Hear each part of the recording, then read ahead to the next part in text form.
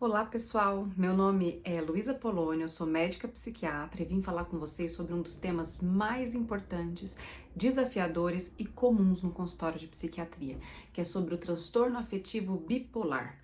O transtorno afetivo bipolar, ou transtorno de humor bipolar, é um quadro bastante comum, ele atinge em média 2,5% da população e muita gente convive com ele ou convive com pessoas que têm esse transtorno e não tem ideia de que ele existe. A gente até ouve falar sobre uma pessoa ou outra ser bipolar, mas geralmente esse termo é utilizado de uma forma incorreta. Então, o que eu quero vir é trazer mais conceitos, mais informações para todo mundo poder ficar um pouco mais atento, olhar para própria história de vida e para a história de vida de pessoas próximas, que pode ser extremamente útil com essas informações e pode ser de grande valia para orientar uma busca de tratamento. Então, sobre o transtorno afetivo bipolar, ele é um transtorno de humor. Então, primeiramente, o que é o humor? O humor é um estado de base que aquela pessoa funciona. Então, não é o clima, hoje tá calor ou hoje tá frio, é a estação. Então, a maior parte do tempo, naquelas semanas ou naqueles meses, aquela estação está inverno, né? Então, a gente espera que esteja frio, pode até ter um dia ou outro de calor. E o que eu quero dizer com isso em relação ao humor? O humor é aquele estado de base que aquela pessoa funciona. Então, o que a gente espera? Que a maior parte do tempo a pessoa esteja bem, ou a pessoa esteja ok, né? Que ela realmente esteja no estado de ânimo, de humor, de energia, de funcionamento normal, né? E pode ter um dia ou outro triste, um dia ou outro feliz, um momento ou outro super feliz, eufórico, um momento ou outro muito triste, mas que a base esteja constante. Essa base também conta com sintomas neurovegetativos, que são aqueles sintomas de energia, de sono, de apetite. Tudo isso tem a ver com o nosso humor. Então, trazendo essa base, já que é um transtorno de humor, a gente tenta entender que aquilo é cíclico, porque não é algo constante, porque ninguém nasce depressivo e morre depressivo constantemente, ou nasce em mania e morre em mania constantemente ao longo da vida. Então a gente tem que tentar identificar qual que é o funcionamento normal daquela pessoa e a partir de que momento da vida daquele indivíduo houve uma quebra desse funcionamento, seja para um quadro de depressão ou um quadro de mania e hipomania. Então eu vou trazer elementos para a gente tentar conhecer um pouco mais o que é esse quadro tão desafiador, tão difícil de diagnosticar e tão difícil de identificar em pessoas próximas. Então, assim, sobre o transtorno afetivo bipolar, ele tem fases. Então, tem fases de depressão, que são as fases mais comuns e as fases mais comuns que as pessoas identificam e que também identificam que é necessário buscar ajuda. Então, são os pacientes que chegam no consultório de psiquiatria geralmente, né, que buscam ajuda porque não estão bem, porque não estão no seu estado normal. E o que é uma depressão? Uma depressão é uma alteração do polo do humor para baixo. Então, todo o funcionamento da pessoa fica para baixo. Então, a energia fica mais baixa. O sono pode ficar para mais ou para menos. O mais comum é ter insônia e geralmente insônia terminal. Então, aquela insônia que a pessoa até dorme no começo da noite e acorda no final da noite ou no início da manhã mais cedo do que o habitual. Com isso, a pessoa está sempre cansada. Às vezes, a pessoa pode ter muda um pouco quanto a pessoa se mobiliza, né? Então, uma alteração psicomotora para menos. É também comum a pessoa ter muita falta de prazer na vida, muita tristeza, mas pode até não ter tristeza, mas assim, deixa de fazer as coisas que ela gostava de fazer, diminui a sociabilização. A pessoa pode ter também baixa de libido, pode alterar também assim a capacidade de esperança, de raciocínio, de tomada de decisões. É bem comum também ter pensamentos de que a vida não vale mais a pena e até chegar a ideações suicida. Então, esses quadros, para a gente fechar um diagnóstico de um quadro depressivo, ele tem que durar pelo menos 14 dias. Isso é um marco, assim, né? Realmente é um tempo mínimo, mas não tem um tempo máximo, porque menos do que isso pode ser reativo a alguma situação, pode ser reativo a alguma medicação, pode ser reativo a alguma condição clínica que a pessoa ainda não identificou, mas que pode ser temporário, então pode ser um quadro transitório. E quando a gente está falando de um transtorno de humor depressivo, geralmente é um quadro mais crônico. Então passou de 14 dias, já tem indicação de fazer o diagnóstico e tem indicação de fazer um tratamento. E aí qual que é o desafio no consultório de psiquiatria? Mesmo que a pessoa venha com a queixa de depressão, a gente tem que dar uma olhada para trás e na história do indivíduo, se ao longo da vida dessa pessoa, essa pessoa teve episódios de humor no polo oposto. E o que seria o polo oposto? A gente poderia chamar de uma forma mais simples de euforia, mas o termo correto que a gente utiliza é um termo de mania ou hipomania. Então, o que é uma mania? É um estado oposto à depressão. Então, a pessoa tem uma alegria patológica, ela muda o funcionamento normal dela, ela pode ter uma desinibição de comportamento, uma hipersexualidade, um aumento grande de autoestima, que a gente chama de grandiosidade, ela pode achar que vai dominar o mundo, realmente é algo que pode descolar do funcionamento normal daquela pessoa.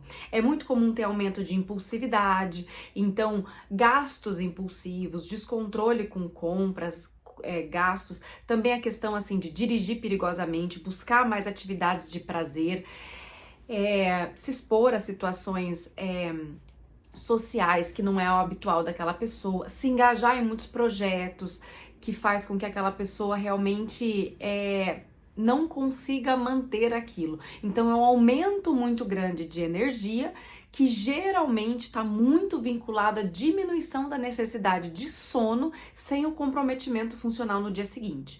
Então, tudo isso faz parte de um quadro de mania. Para ser uma mania, ela tem que durar pelo menos 7 dias, e se 7 dias ou menos, caso tenha quadros, sintomas psicóticos ou necessite de internação. Geralmente, os sintomas psicóticos, psicose é aquilo que descola da realidade. Então, geralmente, alucinações, mas nesse caso é mais comum delírios. E aí, esses casos geralmente estão muito relacionados a delírio de grandeza, de autorreferência, e é muito comum também delírios religiosos. Bom, partindo disso, esse é um quadro mais grave, né? Um quadro que não passa batido, porque a pessoa muda tanto aquele funcionamento, é um funcionamento tão anormal que os familiares, as pessoas que trabalham com ela percebem que ela não está bem e geralmente buscam ajuda psiquiátrica. Então é um quadro bastante perigoso, porque a pessoa muda o comportamento e pode destruir casamentos, perder empregos, se expor a situações de riscos, até mesmo contrair doenças. Então é um quadro muito grave mesmo e muito urgente de ser tratado. Até porque sempre que o cérebro está num estado de sofrimento, num estado de muitos sintomas, aquilo é tóxico para o cérebro. Então a gente precisa tratar com uma certa urgência para o cérebro voltar para um funcionamento normal. Da mesma forma que o fígado pode estar sobrecarregado num período de excesso de álcool, a gente também tem que tirar esse estressor para o fígado. Os sintomas psiquiátricos também são estressores para o nosso cérebro.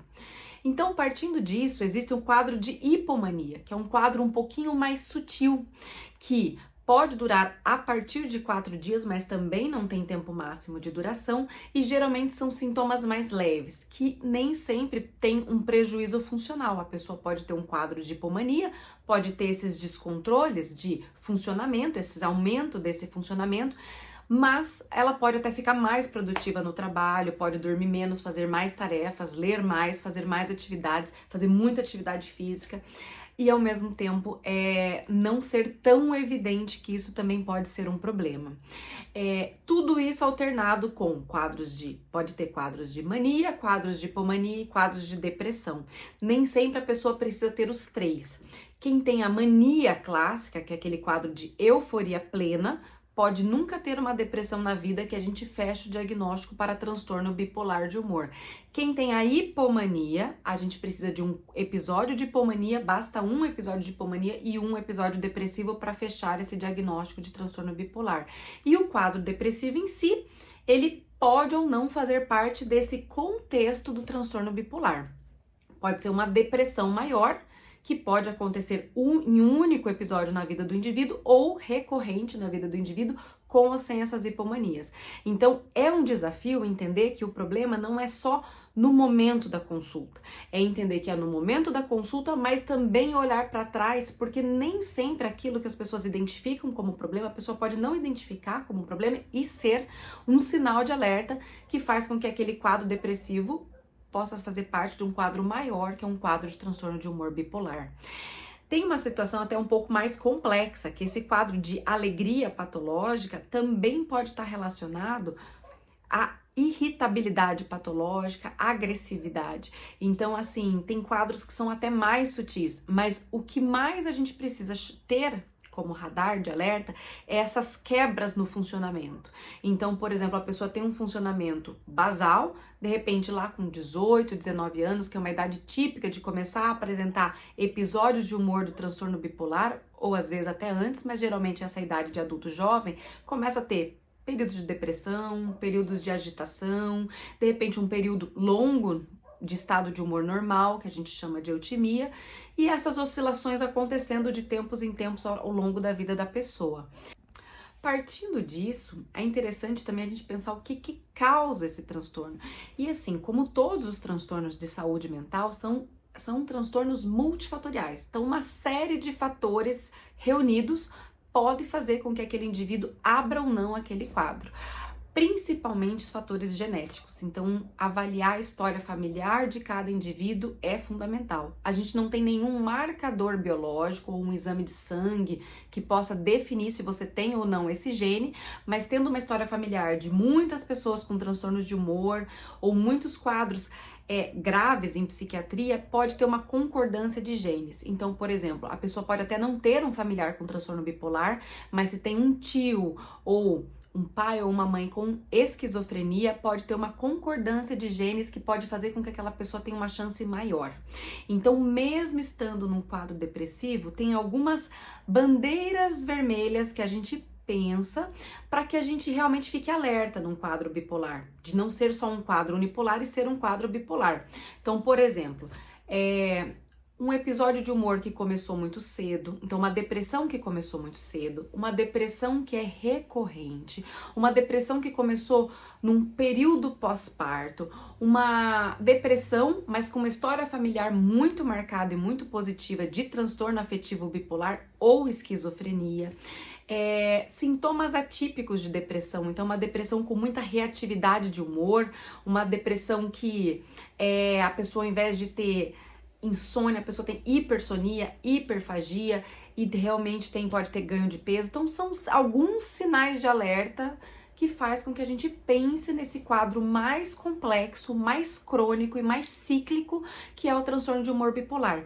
E tudo isso é muito importante porque o tratamento é diferente. No transtorno de humor bipolar, mesmo a pessoa estando num episódio de depressão, não é indicado que a gente utilize os antidepressivos sozinhos. A gente pode utilizar, inclusive são bons recursos para resgatar o paciente de um quadro de humor grave, só que os antidepressivos sozinhos, ele pode oscilar a pessoa para o polo oposto. Então a pessoa está depressiva, ela pode fazer uma hipomania, pode fazer uma mania ou fazer um episódio misto, que é realmente uma mistura de mania ou hipomania com um quadro depressivo, que são episódios muito graves, que causam muito sofrimento. Então, assim, é como se misturasse as polaridades do humor. E isso realmente merece toda a atenção, cuidado e acompanhamento próximo. A base do tratamento são os estabilizadores de humor, especialmente o lítio e o divalproato de sódio, mas o mais comum é a gente utilizar drogas associadas, porque são quadros cíclicos e que cada fase do humor precisa de um tratamento diferente. Então, o episódio depressivo vai ser um tratamento diferente de um episódio de mania, que vai ser um tratamento diferente de um episódio misto e também um tratamento diferente na fase de manutenção. E falando em manutenção, essa é a regra do tratamento. Então, a gente precisa, sim, tirar o paciente daquele quadro de humor, melhorar aquele estado geral do paciente e buscar essa manutenção muito bem feita. É a fase que o paciente às vezes esquece do porquê que está fazendo o tratamento ou porquê que precisa tomar o remédio todos os dias e realmente começa a negociar com o psiquiatra se não dá para tomar menos remédio, se não dá para tirar pelo menos uma parte das medicações. E claro que essa avaliação vai ser individual. É possível, sim, reduzir algumas medicações, porque a fase de manutenção é uma fase que dá para utilizar doses e associações um pouco mais leves. Ao mesmo tempo, é fundamental saber que o tratamento é sim para sempre, né? O tratamento é sim para sempre, porque o quadro cíclico, ele também tem uma tendência de uma neuroprogressão. O que é isso? A tendência é que os episódios fiquem mais frequentes, fiquem mais graves e mais resistentes ao tratamento. E com isso, o próprio órgão cérebro que está lá sofrendo a cada episódio, ele pode ir tendo danos estruturais e funcionais nesse caminho. Então, a nossa luta é para melhorar os sintomas atuais, mas principalmente manter o paciente no estado de remissão desses sintomas. Então, também nessa fase é o momento de cuidar para que sintomas mais leves não fiquem presentes. Então, por exemplo, a pessoa melhorou um pouco, tá funcional, mas está sobrando vários e vários sintomas, que é bem comum de acontecer. Então, pode acontecer de um quadro depressivo ficar subsindrômico. Então, assim, não fecha para uma depressão, só que a pessoa também não tá tão bem. Só que como ela já esteve muito mal, às vezes a pessoa aceita ficar daquele jeito, puxa, por medo de voltar a estar de formas anteriores. Mas, assim, o que acontece é que mesmo assim a gente tem que lutar para melhorar mais e mais e mais a funcionalidade daquela pessoa, para que ela busque essa estabilidade plena, para que tenha menos chances de recaída do humor.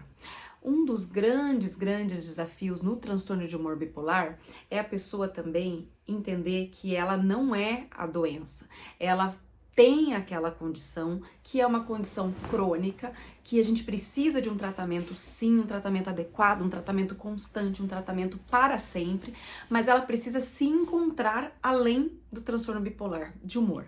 Por quê? Porque é muito comum a pessoa se frustrar por ter começado muitos projetos, começado muitas atividades e não conseguir concluir e não entender assim, será que era eu ou será que era eu num estado de hipomania? Mas essa diferenciação, ela vai acontecendo ao longo do tempo, principalmente encontrando esse estado de estabilidade. Então, às vezes também é comum a pessoa falar, puxa, mas será que não dá para ficar um pouquinho eufórico, um pouquinho em hipomania? E não dá, porque não é sustentável, porque nenhum cérebro funciona bem num estado acelerado o tempo todo. Então, por exemplo, usando uma metáfora, pegando mesmo um carro excelente, mas se você usa ele sempre no limite, sempre esticando as marchas, sempre numa velocidade acelerada, você vai envelhecer e degradar esse carro muito mais rápido, e também é inadequado dentro de uma cidade você utilizar uma velocidade inapropriada. Então é mais ou menos a mesma ideia, que com o cérebro a gente precisa ter aquilo que é sustentável fisicamente, sustentável. Quando eu falo fisicamente, é fisicamente e mentalmente. O cérebro faz parte do nosso corpo. Ele não é um órgão separado ou abstrato. Não depende muito da fé ou do que a gente acha. Tudo isso colabora muito, mas o funcionamento desse órgão é tão fisiológico quanto o funcionamento do nosso fígado, o funcionamento do nosso intestino, coração e assim por diante. Então a gente precisa de um estado que seja fácil e possível de ser mantido. E o único estado que a gente consegue manter é a eutimia, que é um estado de humor normal. Que a gente realmente pode ter um dia triste, pode ter um dia muito feliz, mas que na base a gente está funcionando bem. E um dos principais termômetros de que o nosso humor está funcionando bem é o nosso sono. Então, uma pessoa que tem uma rotina regular, com sono regular, geralmente o humor está estável, né? Além de outros vários sinais, né? De estar funcionando bem no trabalho, de estar num funcionamento normal emocionalmente, de não estar, com comportamentos muito impulsivos. Então, tudo isso conta demais para a gente realmente identificar essas fases.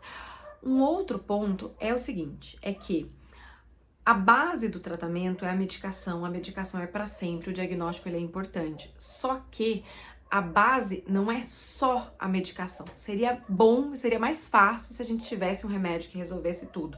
Mas a gente precisa de um apoio de várias pessoas, né, tanto profissionais quanto familiares, para manter aquele paciente estável.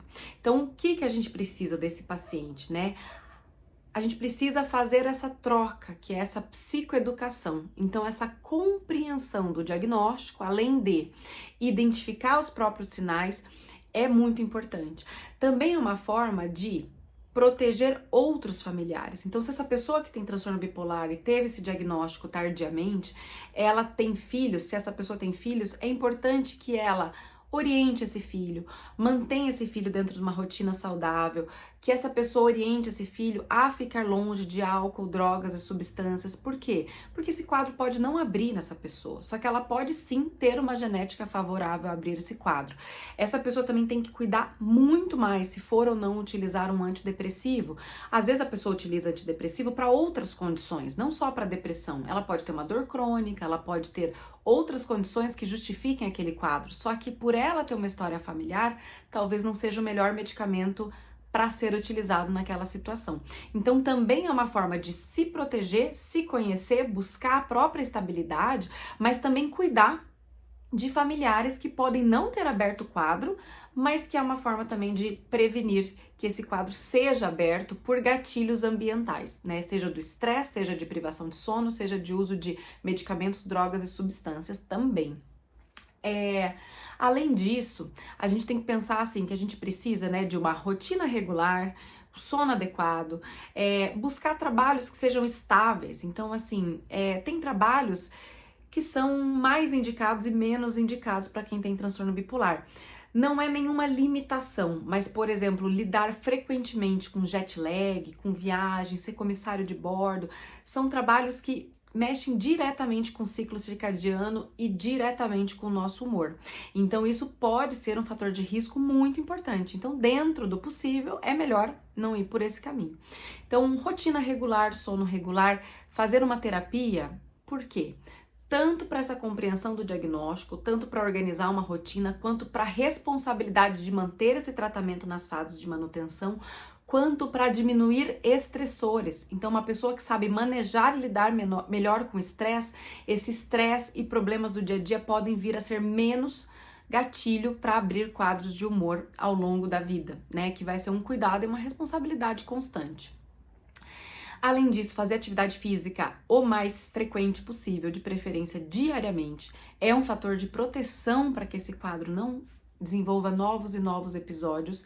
Também é importante ficar longe de álcool, drogas, substâncias que também são gatilhos. Na prática, a gente sabe que isso não é fácil, a gente sabe que às vezes faz parte de um contexto social do paciente, mas às vezes a gente vê claramente que é o que deixa o paciente instável, apesar de utilizar as medicações corretamente, né? Utilizar as medicações corretamente pode parecer óbvio, mas não é.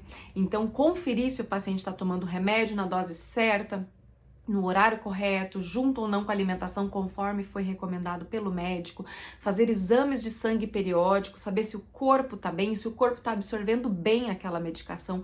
Isso faz toda a diferença no tratamento, então é uma forma de acompanhar e ter certeza de que aquele corpo está absorvendo de uma forma correta o tratamento. As consultas médicas periódicas faz parte do tratamento, porque tem fases de manutenção que praticamente o paciente vem dar notícias, dizer que tá tudo bem, que tá estável e tudo mais. Mas outras fases, pequenos sinais de alerta, pode ser um bom indício de começar um tratamento adequado também para aquela pessoa.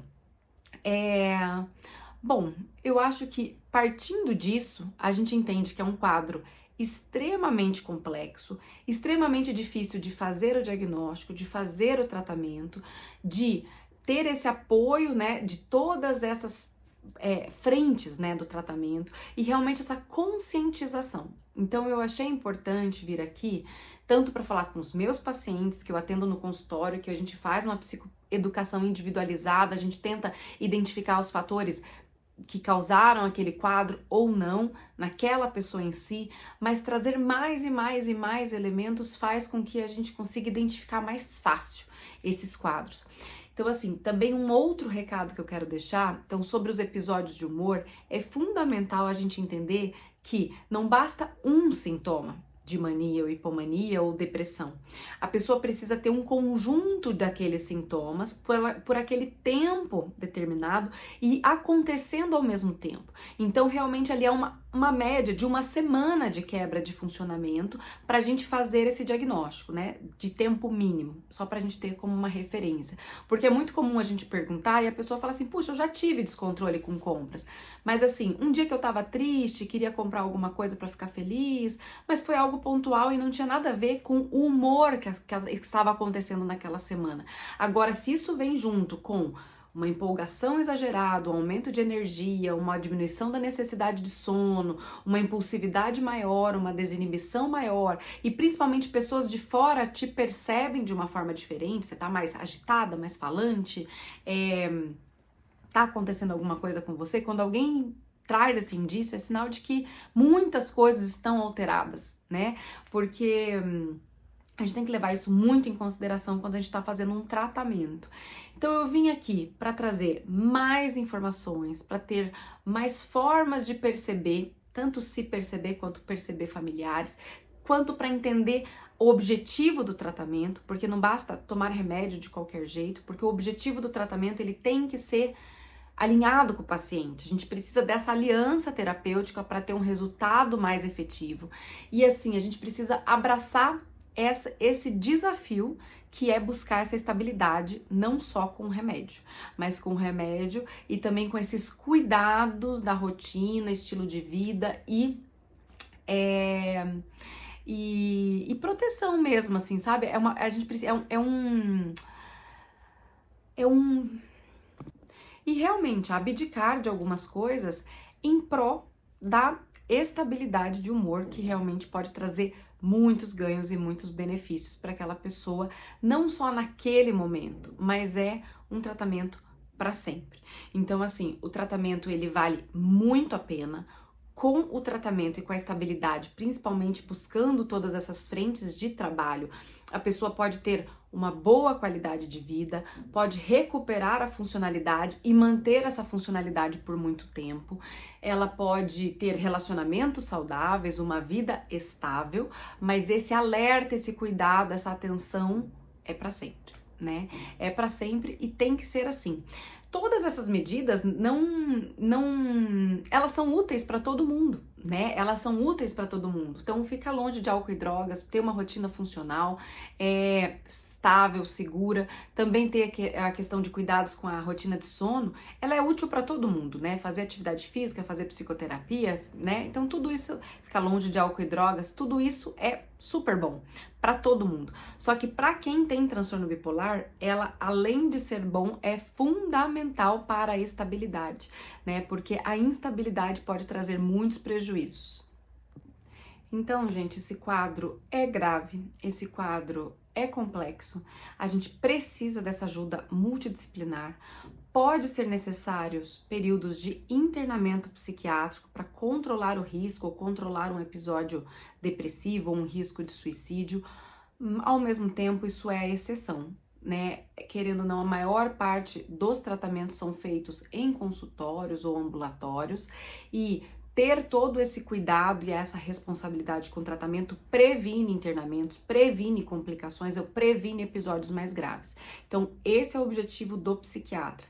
Para isso, a gente precisa de tempo de qualidade, a gente precisa fazer uma avaliação muito bem feita desde a primeira consulta do paciente e um acompanhamento regular conforme planejado em cada consulta. Então é isso, né? Trago essas informações para a gente ter mais e mais conhecimento sobre o assunto. É um assunto complexo, mesmo sendo especialista, isso pode passar batido, por isso que a gente precisa acompanhar de tempos em tempos e ver como a pessoa responde a cada remédio, como que é a estabilidade daquela pessoa, ter feedbacks dos familiares também é uma coisa fundamental, que eu sempre pergunto no meu consultório, e a gente vai agregando informações, conhecimentos, para que realmente o tratamento fique cada vez mais completo, mais seguro, mais estável e prevenindo complicações.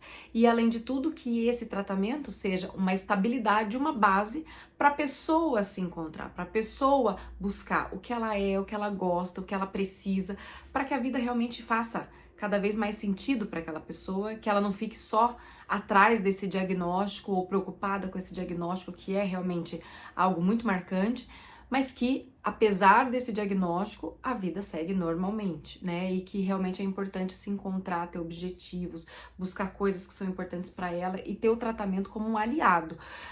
Muita gente às vezes tem preconceito, tipo, por quanto tempo eu vou tomar, eu quero tirar esse remédio quanto antes, mas o remédio, quando bem indicado, ele muda o desfecho negativo que aquela doença pode trazer, pode melhorar completamente a qualidade de vida daquela pessoa, não só naquele momento, mas ao longo da vida da pessoa, e realmente é um aliado para ser uma base segura, uma base estável para a pessoa buscar aquilo que é importante para ela, como para todas as outras pessoas.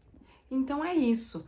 É claro que esse é um assunto infinito, né? Que realmente cada vez tem mais e mais estudos, mais e mais sintomas que estão sendo identificados como sinais de alerta, mais e mais tratamentos, né, em curso, estudos, novos medicamentos, mas realmente identificar o que é o transtorno bipolar, compreender bem o que é o transtorno bipolar e principalmente identificar essas fases, tanto no paciente quanto nos familiares, é o que a gente mais precisa para estabilizar e acompanhar esse humor. Tá bom? Até mais!